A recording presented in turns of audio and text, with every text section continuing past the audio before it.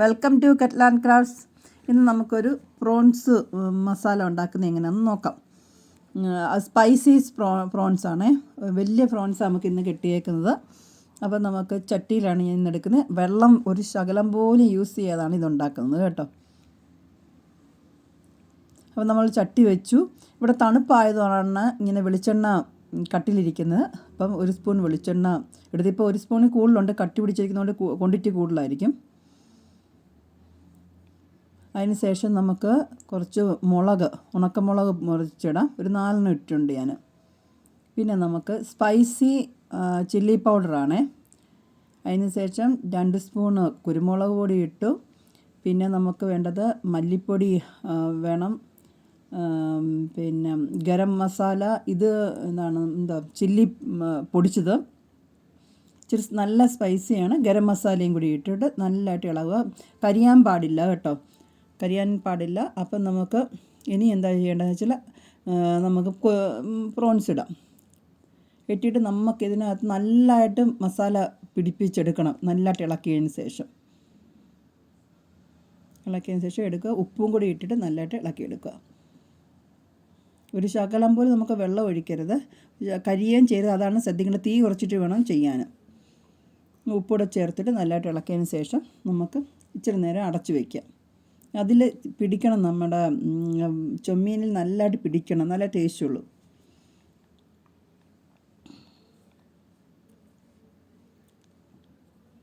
അതിന് ശേഷം നമുക്ക് വെളിച്ചെണ്ണ കുറച്ച് എടുക്കാം. വെളിച്ചെണ്ണ ഇല്ലാത്തവർക്ക് ഏതെണ്ണ വേണമെങ്കിലും യൂസ് ചെയ്യാം. വെളിച്ചെണ്ണയാണെങ്കിൽ കുറച്ചുകൂടെ ടേസ്റ്റാണ്. എന്നിട്ട് നല്ലതായിട്ട് എടുക്കുക.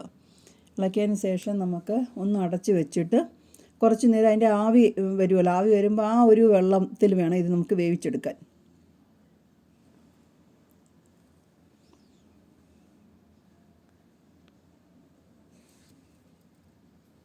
ഇനി നമുക്ക് എന്ത് ചെയ്യണം, 2 സവാള അരിഞ്ഞത് നമുക്ക് ഇതിൻ്റെ കൂട്ടത്തിൽ ചേർത്ത് കൊടുക്കാം. നമുക്ക് സവാള അതിൻ്റെ മുകളിൽ തന്നെ ഇട്ട് കൊടുത്താൽ മതി.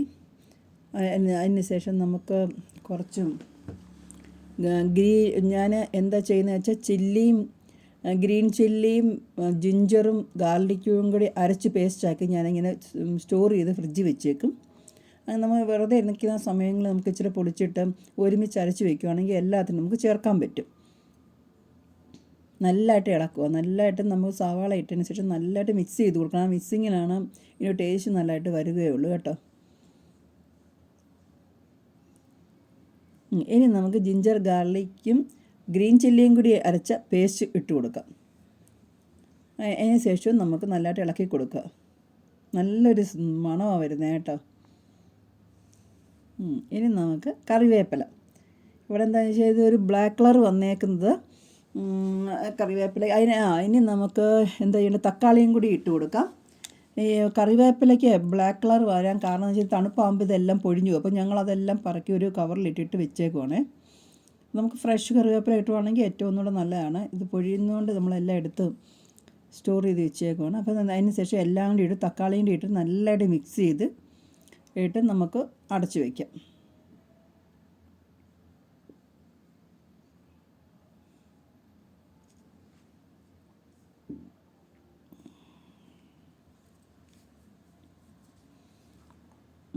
അപ്പോൾ നോക്കിയാൽ നമ്മൾ വെള്ളം ഒഴിച്ചിട്ടേ ഇല്ല. ആ ഒരു ആവിയിലാണ് കണ്ടോ, വെള്ളം വന്നേയുണ്ട്. അപ്പോൾ അത് ആ ആവിയിൽ തന്നെ നമുക്ക് വെന്തെടുക്കാൻ നോക്കണം. അപ്പോൾ ഭയങ്കര ടേസ്റ്റ് ആയിരിക്കും. എന്ന് വെച്ചാൽ നമുക്ക് ഷാപ്പിലൊക്കെ കിട്ടുന്ന ഒരു ചെമ്മീൻ റോസ്റ്റ് ഉണ്ടല്ലോ, ആ ഒരു ടേസ്റ്റിൽ നമുക്ക് കിട്ടാൻ പറ്റും. ചട്ടിയിൽ തന്നെയാണെങ്കിൽ നല്ല ടേസ്റ്റ് ആണ്, സ്പൈസിയും കൂടിയാണ്.